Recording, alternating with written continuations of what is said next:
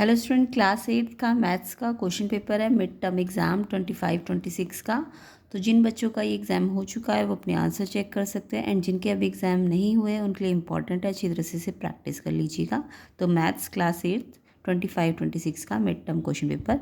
तो चलिए स्टार्ट करते हैं इसका सोल्यूशन, एंड साथ ही साथ प्लेलिस्ट को भी चेक कर लेना, लिंक डिस्क्रिप्शन में है। तो चलिए स्टार्ट करते हैं सेक्शन ए से। तो सेक्शन ए आपका MCQ पार्ट है। तो फर्स्ट क्वेश्चन देखिए, the sum of all interior angle of a regular hexagon. Hexagon के इंटीरियर एंगल्स का सम कितना होता है? तो ऑप्शन है 180, 360, 540, 720। तो इसमें आपको सम ऑफ इंटीरियर का फॉर्मूला लगाना है। तो sum of interior regular hexagon, hexagon है तो आपको पता है साइड कितनी होगी, नंबर ऑफ साइड 6 होगी। और जो सम ऑफ इंटीरियर एंगल का फॉर्मूला होता है वो होता है आपका n-2 इंटू 180 डिग्री। यानी जितना भी n होगा उसमें से पहले 2 माइनस करोगे, फिर जो भी आएगा उसको 180 से मल्टीप्लाई करोगे। इंटीरियर एंगल का सम कोई भी पॉलीगन हो उसके लिए यही लगेगा। ठीक है, तो इसमें हेक्सागन है तो 6 साइड है ना, n मतलब 6 है इसका, तो n के प्लेस में आप 6 रख दो, -2 कर दो तो 6 - 2 4, एंड इंटू 180 करोगे तो कितना आ जाएगा 720। अगर पेंटागन होता तो n5 रख देते, क्वाड्रिलेटरल होता तो n4 रख देते इस फॉर्मूले के अंदर, है ना। तो इंटीरियर एंगल में ये फॉर्मूला लगाना होता है। तो आई होप सबको समझ आ गया होगा। हेक्सागन का टोटल सम कितना होता है एंगल्स का 720 डिग्री। तो इसका जो ऑप्शन 4 है 720 डिग्री वो करेक्ट आंसर है। ओके, तो यहाँ पे आपको इंटीरियर के लिए फॉर्मूला आना चाहिए था। नेक्स्ट क्वेश्चन देखो, द वैल्यू ऑफ 7 की पावर 0 इंटू 9। 7 की पावर 0 इंटू 9 का आपको वैल्यू फाइंड करना है। तो यहाँ पे आपको पता होगा जब भी किसी भी बेस पे पावर 0 होगी, कोई भी बेस हो पावर 0 है अगर, तो उसका आंसर 1 होता है। ठीक है, अगर 5 की पावर 0 हो तो भी 1 होगा, x की पावर 0 हो तो भी 1 होगा। यानी जब भी किसी की पावर 0 हो तो आंसर 1 होता है उसका। एंड इंटू में 9 भी है तो इंटू 9 तो एज इट इज़ आएगा, क्योंकि इस पर थोड़ी ना कोई पावर 0 है। अगर इस पर भी 0 पावर होती तो इसको भी 1 लिखते थे, बट यहाँ तो 9 है ना, तो ये 9 एज इट इज़ रहेगा। तो 1 इंटू 9 कितना होता है, मल्टीप्लाई करके 9। तो आंसर थर्ड ऑप्शन करेक्ट है इसका।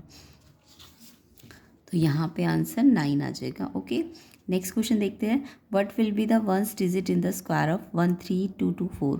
यानी 13224 का स्क्वायर पूरा नहीं करना आपको जस्ट इसके स्क्वायर को अगर मैं करूँ तो इसके वंस डिजिट में क्या नंबर आएगा।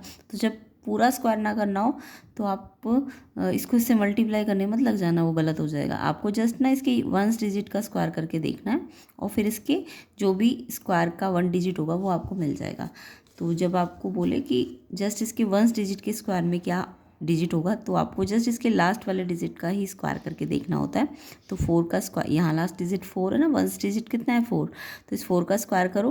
4 का स्क्वायर मतलब 4 को 4 से मल्टीप्लाई करो, तो 4 4 जा 16 आएगा। अब यहाँ पे पूरा 16 आंसर मत लिखना, इसका भी लास्ट का डिजिट लो। तो यूनिट डिजिट कितना है 6, तो आंसर 6 होगा। ठीक है, तो यहाँ पे आंसर कितना आ जाएगा 6, सेकेंड ऑप्शन करेक्ट हो जाएगा। तो आई होप आपको कंसेप्ट भी समझ आ रहे होंगे, एंड और कंसेप्ट जानना चाहते हो तो प्लेलिस्ट को पूरा देख लेना। 4 to 5 क्वेश्चन पेपर अच्छी तरह से प्रैक्टिस कर लेना, ताकि आपके एग्जाम जिनके नहीं हुए हैं उनकी अच्छी तरह से प्रैक्टिस हो सके। लिंक डिस्क्रिप्शन में प्लेलिस्ट का। 4th क्वेश्चन देखिए, what will be the value of x in Pythagorean triplet 6 8x।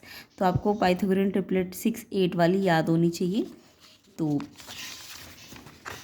अगर नहीं भी याद है तो आप फाइंड भी कर सकते हो। तो 6 8 होता है तो नेक्स्ट जो नंबर होता है ट्रिपलेट का वो 10 होता है। ऐसे ही अगर 3 4 है तो 5 होगा, है ना। तो ये कुछ पाइथागोरियन ट्रिपलेट होती है, इनको याद करना होता है, या फिर आप फाइंड भी कर सकते हो। 6 और 8 को कैसे ये 10 कैसे फाइंड करोगे, पहले 6 का स्क्वायर करो, फिर 8 का स्क्वायर करो, फिर ऐड करो एंड रूट कर दो। तो 6 का स्क्वायर 6 6 जा 36, 8 का स्क्वायर मतलब 8 8 जा 64, ऐड करोगे 100, स्क्वायर रूट करो, 100 का स्क्वायर रूट 10 होता है, क्योंकि वो 10 का स्क्वायर है ना, तो उसका स्क्वायर रूट 10 होगा। ओके, तो इसका यानी कि ये जो मिसिंग एक्स है ट्रिपलेट का वो 10 आ जाएगा। तो क्वेश्चन नंबर 4 का आंसर थर्ड ऑप्शन है 10। तो यहाँ पे आपका आंसर 10 होगा। ठीक है, ऐसे 3 4 होता तो 5 होता आंसर, चाहे आप ऐसे निकाल भी सकते थे। तो चलिए 5th क्वेश्चन पे आते हैं। अ quadrilateral has 3 acute angle each measuring 110। ये ना थोड़ा सा मिसिंग है, 3 एक्यूट नहीं है, क्योंकि 110 डिग्री तो आपका ऑब्ट्यूज एंगल होता है ना, तो एक्यूट को ऑब्ट्यूज कर लेना है यहाँ पे। तो यानी 3 ऑब्ट्यूज एंगल है, ईच मेजर 110 है। आपको 4th एंगल निकालना है, और पूछा है कैसा है वो, एक्यूट है, ऑब्ट्यूज है, राइट है कि 0 है। तो अगर तीनों जो एंगल्स है वो ईच की वैल्यू 110 है तो वो एक्यूट थोड़ा ना होंगे, वो तो ऑब्ट्यूज होंगे। तो यहाँ पे करेक्शन करना है एक्यूट को ऑब्ट्यूज, ठीक है। यानी आपको 3 ऑब्ट्यूज एंगल दिए हुए, सबकी वैल्यू 110 110 110। अब क्वाड्रिलेटरल है तो चौथा एंगल भी होगा एक्स, तो उसको एक्स मिसिंग, उसको एक्स मान लो।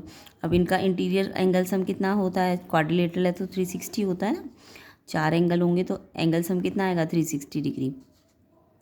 तो अब ये प्लस कर लो तो 330, तो ये एक्स जो फोर्थ है वो आपका निकल जाएगा। कैसे, एक्स यहीं रहेगा, ये नंबर प्लस है तो वहाँ जाके माइनस कर दोगे। तो 360 में से 330 माइनस करा तो 30, यानी फोर्थ एंगल जो है वो 30 डिग्री है। तो वो कैसा है, वो तो एक्यूट है ना। 30 डिग्री कैसा होता है, एक्यूट। तो आंसर एक्यूट आएगा। फर्स्ट ऑप्शन इसका करेक्ट है। तो आंसर क्या आएगा, एक्यूट। जो फोर्थ एंगल है वो एक्यूट होगा। नेक्स्ट क्वेश्चन देखो, the area of rectangle with breadth 9 की पावर -2 मीटर एंड लेंथ आपकी 3 की पावर 3 मीटर। आपको एरिया ऑफ रेक्टेंगल निकालना है। तो सिंपल एरिया ऑफ रेक्टेंगल का आप फॉर्मूला लगाओ।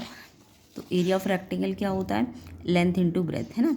तो लेंथ कितना दिया है, 3 की पावर 3 दिया है, और ब्रेथ आपको 9 की पावर -2 दिया है। तो ये अब इसको एक्सपोनेंट की तरह आपको सॉल्व करना है, क्योंकि ये 3 बेस है। 9 को भी तो आप 3 बेस में ला सकते हो ना। तो आप क्या करो, इसको एक्सपोनेंट के जो रूल है उसके अकॉर्डिंग सॉल्व करो। तो पहले 3 की पावर 3, अब ये 9 को अगर 3 बेस में लाना है तो 9 क्या होता है, 3 इंटू 3 होता है ना। तो आप 9 को क्या लिख सकते हो, 3 की पावर 2, है ना।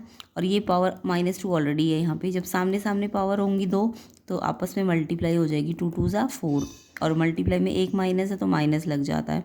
तो ये 3 बेस पे चेंज हो गया, 3 की पावर -4। अब यहाँ बेस सेम हो गए ना, 3 सेम बेस है तो एक बार लिख दो, और मल्टीप्लाई होगा तो पावर प्लस हो जाएंगी। जब भी सेम बेस हो और मल्टीप्लाई हो तो पहले बेस को एक बार लिख दो 3, एंड ये जो पावर्स है मल्टीप्लाई में प्लस हो जाएंगी। तो 3 पहली पावर है, प्लस सेकंड पावर कितनी है, -4।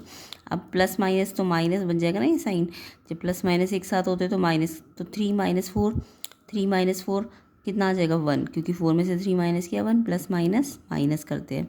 और जो नंबर बड़ा है उसका साइन, तो ये बड़ा है तो माइनस का साइन लग जाएगा। अब जब भी पावर नेगेटिव हो, जब भी आपको किसी बेस में नेगेटिव पावर दिखे तो आप उस बेस को उल्टा करो। तो 3 का उल्टा क्या होगा, 3 को हम ऐसे 3 के नीचे 1 लिख सकते हैं ना। तो 3 का उल्टा 1/3 होगा, और 1/3 पे अगर ये पावर नेगेटिव है तो इसको रेसिप्रोकल करेंगे बेस को। तो अगर ये बेस रेसिप्रोकल होगा तो ये पावर 1 अब -1 से 1 हो जाएगी, और 1 पावर, तो आंसर 1/3 आ जाएगा ना। तो इसको करने का एक और तरीका है, ये तो आंसर 1/3 आ ही गया है ना। एक और तरीके से कर सकते हो, कोई भी मतलब एक्सपोनेंट के कोई भी फॉर्मूले लगा सकते हो आप। 3 की पावर 3 है इनटू, अब देखो 9 की पावर नेगेटिव है, तो मैंने आपको क्या कहा है, जब 9 की पावर या किसी भी बेस की पावर नेगेटिव होगी तो आप उस बेस को रेसिप्रोकल करोगे। तो 9 का रेसिप्रोकल कितना हो जाएगा, 1/9, तो ये पावर प्लस में हो जाएगी, है ना। तो मैंने यहीं पे बेस को रेसिप्रोकल कर दिया, 9 को ऊपर की बजाय नीचे लिख दिया, क्योंकि 1/9 का मतलब 9 नीचे चला गया, एंड ये पावर जो माइनस में थी अब ये प्लस में हो गई। अब ये 3 बेस है तो इस 9 को भी 3 बेस में लाने के लिए 3 का स्क्वायर लिख सकते हो, एंड ये 2 है, 3 का बेस 9 3 का स्क्वायर है, और यहाँ भी 2 है, तो 2 2 ज़ा कितना हो जाएगा 4।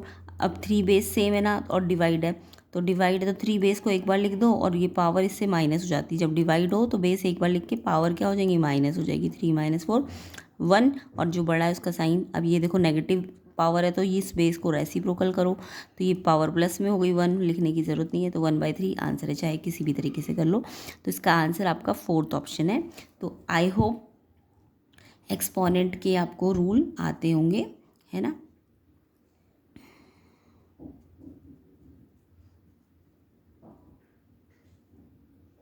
तो सारे एक्सपोनेंट के बेस और एक्सपोनेंट वाले रूल आपको आने चाहिए। तो इसका आंसर आपका 1/3 आएगा। 4th ऑप्शन करेक्ट है इसका, 1/3 मीटर। नेक्स्ट क्वेश्चन देखिए 7th, which of the following expressions are polynomial. इनमें से कौन से एक्सप्रेशन है जो पॉलिनोमियल है। तो जब भी पॉलिनोमियल होता है ना, तो आपको याद रखना है जो भी वेरिएबल होगा, यानी एक्स या वाई जो भी वेरिएबल होगा, उसकी पावर ना हमेशा क्या होती है, वो आपकी होल नंबर या नेचुरल नंबर फॉर्म में होनी चाहिए। पॉलिनोमियल के लिए क्या कंडीशन होती है, कोई भी एक्सप्रेशन पॉलिनोमियल कब होता है, जब पॉलिनोमियल के लिए जो वेरिएबल्स है, वेरिएबल मतलब एक्स या वाई, एक्स हो गया वाई हो गया, इनकी जो पावर होनी चाहिए ना, पावर जो भी एक्स और वाई के ऊपर पावर होंगी वो कैसी होनी चाहिए, वो या तो 0 होंगी या 1 होगी या 2 होगी या 3 होगी, मतलब वो होल नंबर टाइप में होनी चाहिए। वो कभी भी -2 नहीं हो सकती, यानी नेगेटिव पावर नहीं हो सकती, रूट वाली पावर नहीं हो सकती, यानी एक्स के अंदर रूट नहीं हो सकता, एक्स के ऊपर -2 पावर नहीं हो सकती।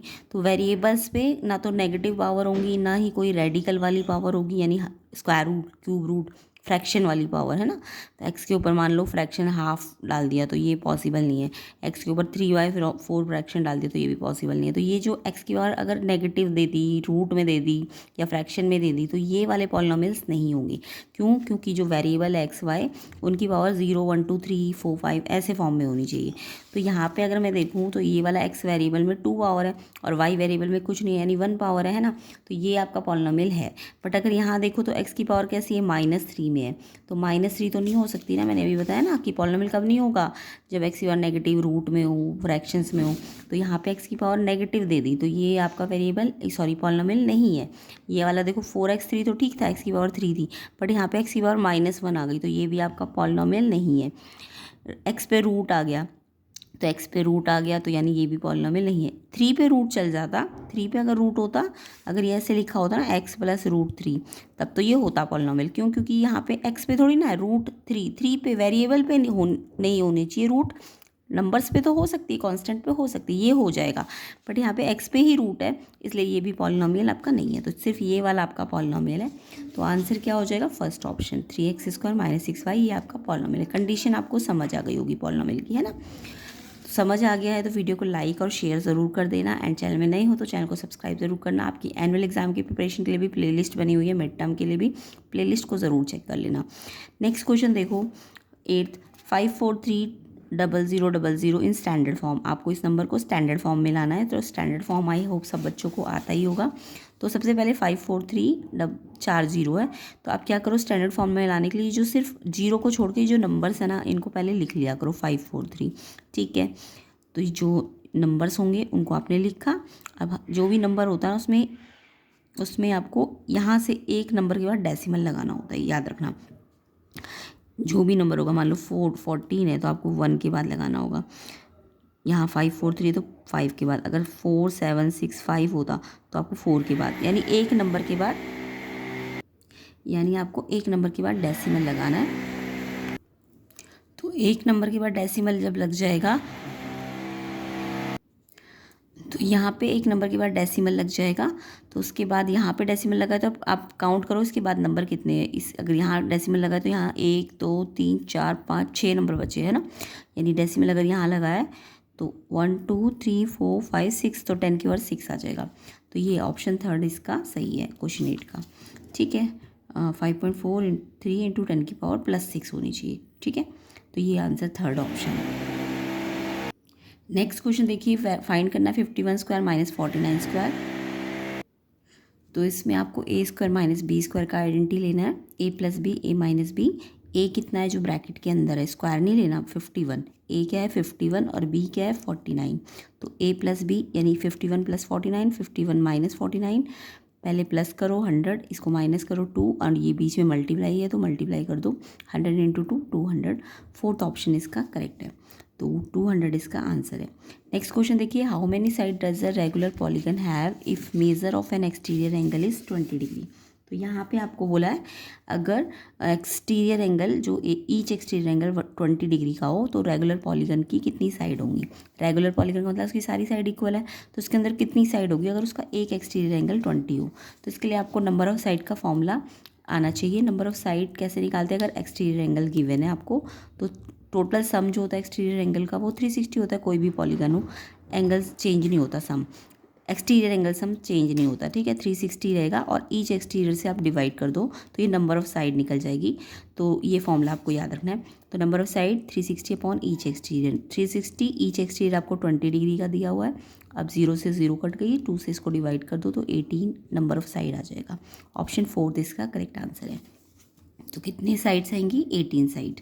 नेक्स्ट क्वेश्चन देखिए, fill in the blanks. In the monomial -6x² coefficient of x² आपको फाइंड करना था। तो यहाँ पे ये आपको मोनोमियल मतलब सिंगल टर्म दी है। मोनोमियल का मतलब एक ही टर्म है ये पूरी। वैसे दिखने में आपको 3 दिख रहा है बट ये 3 नहीं है, इनके बीच में मल्टीप्लाई है तो ये एक ही मानी जाएगी। तो ये मोनोमियल है। अब कॉफिशिएंट ऑफ x² का मतलब x² को आप हाइड करो तो जो बचेगा वो आपका कॉफिशिएंट हो जाएगा। तो x² मैंने हाइड किया तो -6y बचा ना आपका, तो यानी ये इसका कॉफिशिएंट हो जाएगा। तो आंसर क्या है, -6y। The product of square of 4 का आप स्क्वायर करो एंड क्यूब करो -2 का, -2 का मतलब -2 उसका क्यूब करो और फिर जो भी आंसर आएगा उसका प्रोडक्ट निकालना है। तो पहले 4 का स्क्वायर करना है, फिर -2 का क्यूब करना है, क्यूब मतलब पावर 3, और फिर मल्टीप्लाई करना है, प्रोडक्ट का मतलब मल्टीप्लाई। तो 4 का स्क्वायर मतलब 4 को 4 से मल्टीप्लाई करना होता है। तो 4 से मल्टीप्लाई 16 हो जाएगा, और -2 का क्यूब का मतलब -2 को 3 बार मल्टीप्लाई करना है। 2 3 या 6 मत करना, गलत हो जाएगा, 3 बार मल्टीप्लाई करना है। तो 2 2 जा 4, 2 जा 8, और अगर पावर -3 बार है ना, जब भी माइनस पे ऑड पावर होती है तो माइनस लगता है। अगर ये 2 पावर होती है तो माइनस हट जाता है, ठीक है, ये मल्टीप्लाई का रूल है। तो पावर कैसी ऑड पावर है ना, 3 5 1, तो माइनस लगेगा। 2 4 पावर होती तो माइनस नहीं लगता है। अब मल्टीप्लाई कर दो, 16 8 जा 128, इसमें भी देखो इसमें प्लस है और ये माइनस, यानी एक ही माइनस, अगर मल्टीप्लाई में एक माइनस है तो माइनस लगेगा, 2 माइनस होंगे तो नहीं लगेगा, ठीक है। तो -128 इसका आंसर है। नेक्स्ट क्वेश्चन पे आते हैं। नेक्स्ट क्वेश्चन है 13, what is the sum of exterior angle of a pentagon. Pentagon का मतलब उसकी साइड कितनी है, 5। पेंटागन में कितनी साइड होती है, 5। आपको उसका सम ऑफ एक्सटीरियर एंगल निकालना है। तो मैंने अभी आपको बताया था ना, कोई भी शेप हो, पेंटागन हो, हेक्सागन हो, क्वाड्रिलेटरल हो, ट्राइंगल हो इवन, तो उसका जो एक्सटीरियर एंगल सम है ना वो कभी चेंज नहीं होगा। एक्सटीरियर एंगल सम जो होता है ऑलवेज, कोई भी पॉलीगन हो उसका 360 होगा। जैसे इंटीरियर एंगल सम तो चेंज होता है साइड्स के अकॉर्डिंग, जो मैंने फॉर्मूला बताया था ना अभी आपको, n-2 180, तो वो तो इंटीरियर के लिए है, वो n चेंज होने से इंटीरियर एंगल सम चेंज होगा। बट एक्सटीरियर एंगल सम कोई भी पॉलीगन हो, एनी पॉलीगन, तो उसका एक्सटीरियर एंगल का जो सम होता है वो हमेशा सेम ही रहता है। तो चाहे वो पेंटागोनी क्यों ना हो, हेक्सागोनी क्यों ना हो, उसका सम ऑफ एक्सटीरियर एंगल कितना रहेगा, 360 रहेगा, है ना, याद रखना। इंटीरियर एंगल का सम चेंज होगा, वो फॉर्मूला चेंज हो जाएगा, n-2 180, ये इंटीरियर के लिए है, ठीक है। तो n चेंज होगा तो इंटीरियर एंगल सम चेंज आएगा, but exterior angle sum always 360। 5792 into 10⁻⁻7 को साइंटिफिक फॉर्म में लाना है क्वेश्चन 14 में। तो अब स्टैंडर्ड फॉर्म दी हुई है और साइंटिफिक लानी है। तो 5792 इंटू 10⁻⁻7 है, देखो 10 की पावर माइनस में है ना, तो पहले तो इस माइनस पावर को अगर प्लस करना है तो इस बेस को रेसिप्रोकल करो। तो 10 कितना हो जाएगा, 1/10 हो जाएगा ना, रेसिप्रोकल होकर भी बताया था मैंने। पावर नेगेटिव होगी तो बेस को रेसिप्रोकल करो, 10 का रेसिप्रोकल 1/10, तो 10 कहाँ चला गया, नीचे, तो ये पावर नेगेटिव से पॉजिटिव हो जाएगी। अब आपको पता है नीचे अगर आप किसी भी नंबर में मान लो 100 होता है तो आप क्या करते हो, 2 के बाद डेसिमल लगाते हो ना, 100 है तो 2 नंबर के बाद, तो यहाँ 10 पे कितनी जीरो, 7 जीरो है, तो आप इसमें 7 के बाद डेसिमल लगाओगे। तो 4 तो ये ऑलरेडी है, 7 बनाने हैं तो जीरो लगाओ। तो 1 2 3 4 5 6 7, 3 जीरो लगानी पड़ेगी, फिर ये डेसिमल लग जाएगा। तो ये इसका साइंटिफिक फॉर्म आ जाएगी, ये इसका आंसर है। नेक्स्ट क्वेश्चन देखो, the angle sum of convex polygon with number of side.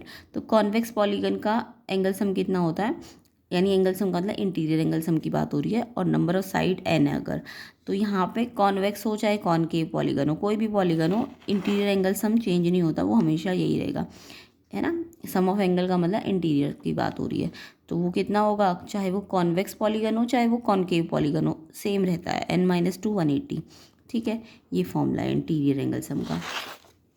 Next question देखिए, सॉल्व करना है। Find the area of rectangle. Length आपको दी है 2x+2 एंड विड्थ दी है 3x+5 यूनिट। तो यहाँ पे लेंथ और ब्रेथ नंबर फॉर्म में ना देखिए, एल्जेब्रिक फॉर्म में दी है, और आपको एरिया ऑफ रेक्टेंगल लगाना है। तो एरिया ऑफ रेक्टेंगल का फॉर्मूला लगा दो। क्या होता है area of rectangle, length into breadth. Length आपको 2x+2 दी है, मल्टीप्लाई का मतलब यहाँ पे ब्रैकेट लगा दो, एंड ब्रेथ आपको 3x+5 दी है। अब ये ब्रैकेट जब ब्रैकेट से मल्टीप्लाई होती है तो रूल आपको पता होगा, पहले सिर्फ 2 को 3x से मल्टीप्लाई नहीं करना, इन सबको, ये पूरी ब्रैकेट को पूरी ब्रैकेट से मल्टीप्लाई करना, यानी पहले 2x को 3x से करो मल्टीप्लाई, तो 2 3 जा 6, और x को करोगे तो x² हो जाएगा। सेम ऐसी 2x को फिर आप 5 से भी मल्टीप्लाई करो, तो 2 5 जा 10, x आ जाएगा। फिर 2 की बारी, 2 को 3x से करो, 2 3 जा 6x, फिर 2 को 5 से करो, 2 5 10। साइन का भी ध्यान रखना, अगर ये प्लस प्लस है तो प्लस का साइन, ये भी प्लस प्लस है तो प्लस का, ये प्लस प्लस है तो प्लस का, प्लस प्लस है तो प्लस का, अगर ये प्लस और ये माइनस होता तो माइनस का लग जाता, तो साइन भी ध्यान रखने हैं। अब देखो ये 6x² वाला तो कोई टर्म है ही नहीं यहाँ पे, तो इसको एज इट इज़ लिखो। एक्स वाले ये दोनों है ना, तो इनको सॉल्व कर लो। 10x + 6x 16x + 10, तो जो लाइक टर्म है सिर्फ वो ही प्लस होंगे, बाकी सब एज इट इज़ रहेंगे, तो ये आंसर आ जाएगा। ओके, तो ब्रैकेट्स को ऐसे मल्टीप्लाई करना चाहिए। 17 देखिए 5 की पावर -3 है, 5 की पावर 5 है, तो 5 की पावर -3 मल्टीप्लाई 5 की पावर 5, तो यहाँ पे 5 बेस सेम है ना, तो अभी बताया था मैंने आपको, जब बेस सेम हो तो आप 5 को एक ही बार लिखो और मल्टीप्लाई है तो इन पावर को प्लस कर दो। ये वाला फॉर्मूला लगाना है। एक्स की पावर अगर मान लो a है और x की पावर अगर मान लो b है, तो अगर x बेस सेम है तो एक बार लिख के पावर को प्लस करते हैं, मल्टीप्लाई है, और डिवाइड है तो माइनस करते हैं। तो यहाँ 5 एक बार लिखो और ये पावर इस पावर से प्लस हो जाएगी, तो माइनस प्लस करोगे तो प्लस, माइनस प्लस करोगे तो माइनस किया तो 5 - 3 2 आया, और साइन जो नंबर बड़ा है बड़ा ये है, तो प्लस का लगाने की ज़रूरत नहीं है।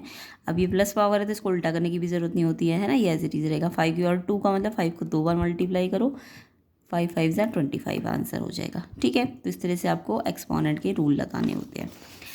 नेक्स्ट क्वेश्चन देखिए, एक्सपेंड करना है 5a - 3b का होल स्क्वायर यूजिंग आइडेंटिटी।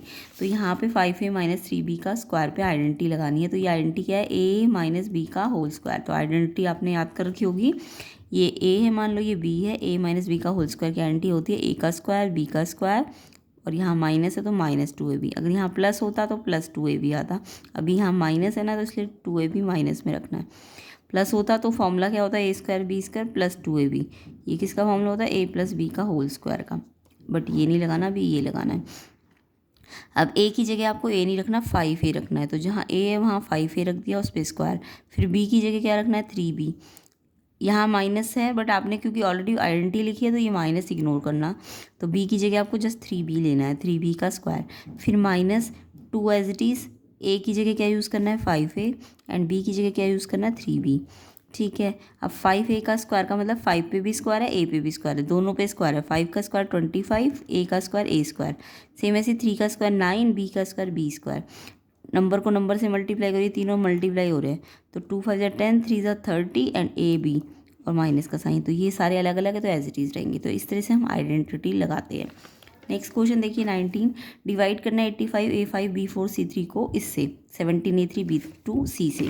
तो डिवाइड का मतलब क्या है कि इस नंबर को तो ऊपर लिख दिया एंड इसको नीचे लिख दिया अपॉन में। अब ये 17 नंबर से कट जाएगा ना, 17 में ये 85 आता है 5 पे, और a देखो बेस सेम है ना, तो अभी बताया था मैंने बेस सेम है, तो एक बार लिख दो और 5 - 3 कर दो, क्योंकि ये डिवाइड में है ना, तो 5 - 3, तो a पे पावर 2 बचेगी, है ना। सेम ऐसी b4 b2 है तो b पे 2 पावर ऊपर बचेगी। c3 c है तो c3 में से एक पावर माइनस हो गई तो c² बच जाएगा। तो डिवाइड में अगर बेस सेम हो तो पावर माइनस कर देनी चाहिए, तो ये आंसर आ जाएगा। नेक्स्ट देखो, फाइंड द वैल्यू ऑफ -5 की पावर -3। तो देखो -5 तो यहाँ है और -3 पावर यहाँ है, तो मैंने आपको बताया था जो पावर माइनस में हो ना, तो आप उसे प्लस में लाने के लिए रेसिप्रोकल करो। जब भी पावर नेगेटिव होती है, रूल याद रखना, पावर अगर नेगेटिव है तो आपको बेस को रेसिप्रोकल करना है। बेस को क्या करना है, रेसिप्रोकल। तो इससे क्या होगा, पावर कैसी हो जाएगी, पॉजिटिव हो जाएगी, है ना, तो ये याद रखना। तो ये 5 का रेसिप्रोकल 1/5 होगा। अब देखो ये नेगेटिव थोड़ी ना हटेगा, हाँ इसका नेगेटिव पॉजिटिव होता है, बट बेस का नेगेटिव तो एज इट इज़ ही रहेगा, बस रेसिप्रोकल कर दो इसको, बट इसका नेगेटिव एज इट इज़ रहेगा, इसका नेगेटिव पॉजिटिव हो जाएगा। अब -1/5 कितनी बार है, 3 बार है, तो इसका मतलब ये 3 बार 1/5 1/5 1/5, माइनस भी 3 बार। अब देखो 5 1 1 ज़ा 1 1 ज़ा 1, ऊपर तो 1 ही आया, नीचे 5 5 जा 25, 25 5 जा 125, तो ऊपर वाला ऊपर वाले से मल्टीप्लाई, नीचे वाला नीचे वाले से। अब मल्टीप्लाई का रूल क्या बताया, अगर 1 2 3 नेगेटिव पावर है तो 3 नेगेटिव है तो माइनस लगेगा, 2 ही नेगेटिव होते हैं तो प्लस हो जाता है, तो यहाँ 3 नेगेटिव है इसलिए माइनस लगेगा, तो इसका आंसर -1/25 होगा। तो ध्यान रखना इसको उल्टा करना, बट इसका साइन मत चेंज करना, ये एज इट इज़ रहेगा, इसका साइन चेंज हो जाता है पावर का, तो इसका आंसर -1/25। तो किस किस बच्चे को ये क्वेश्चन समझ आ गया है कमेंट ज़रूर करना। नेक्स्ट देखो सेक्शन बी है इसको हम नेक्स्ट पार्ट में कवर करेंगे, इसको भी हम डिटेल सोल्यूशन कंसेप्ट, जिनके एग्जाम नहीं हुए उनको बहुत ज़रूरी है कंसेप्ट समझना, तो प्लेलिस्ट बनी हुई है, फिर 4 to 5 क्वेश्चन पेपर अच्छी तरह से प्रैक्टिस कीजिए। तो ये सारा जो है सेकेंड पार्ट में बनेगा, तो इसके लिए लिए आपको वीडियो को ज़्यादा से ज़्यादा लाइक करना है, शेयर करना है। तो सेकंड पार्ट का लिंक भी मैं डिस्क्रिप्शन में ही डाल दूँगी एंड प्लेलिस्ट का लिंक भी आपको डिस्क्रिप्शन में मिल जाएगा। ये सारे क्वेश्चंस को हम डिटेल में करेंगे, तो आपकी अच्छी तरह से मिड टर्म की प्रिपरेशन तो होगी। इसके अलावा यही क्वेश्चन एनुअल में भी आएंगे, तो एनुअल की भी आपकी प्रिपरेशन हो जाएगी। तो ये सेक्शन डी है, ये भी हम नेक्स्ट पार्ट में कवर कर लेंगे। तो आई होप आपको वीडियो अच्छी लगी होगी। वीडियो अच्छी लगी तो शेयर करो, लाइक करो एंड चैनल में नहीं हो तो चैनल को सब्सक्राइब ज़रूर करना। इसका सेकंड पार्ट का लिंक भी मैं डिस्क्रिप्शन में डाल दूँगी, ठीक है। तो अच्छी तरह से प्रैक्टिस करते रहिए, एग्ज़ाम पास ही है। और जिनके हो गए हैं तो चेक करके बताना मुझे कि कितने मार्क्स आ जाएंगे आपके, कैसे गया एग्ज़ाम। तो आई होप सबका एग्ज़ाम अच्छा जाए। तो लाइक कर दीजिए, शेयर कर दीजिए एंड चैनल में नए हो तो चैनल को सब्सक्राइब ज़रूर कर देना।